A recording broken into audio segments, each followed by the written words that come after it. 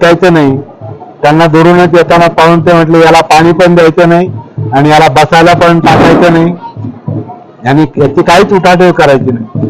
ते जेव्हा ते त्यांनी असं ठरवलं त्या 5 लोकांनी आणि ते करणार होते, परंतु जसे बुद्ध जवळ आले तर त्यांच्या व्यक्तिमत्वाचा प्रभाव त्यांच्यावर पडला आणि ते ठरल्याप्रमाणे त्यांनी ते तसं करू शकले नाही.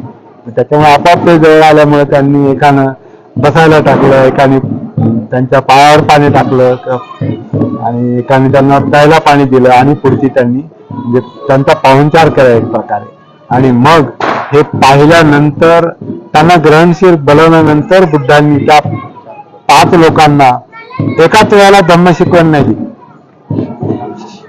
5 लोकांना वेगवेगळ्या वेळेला दिलेली आहे. कारण धम्म कधी एका वेळेला 2 लोकांना, 3 लोकांना, 5 लोकांना सांगता येत नाही. प्रॅक्टिकल धम्म माहिती देऊ शकतात.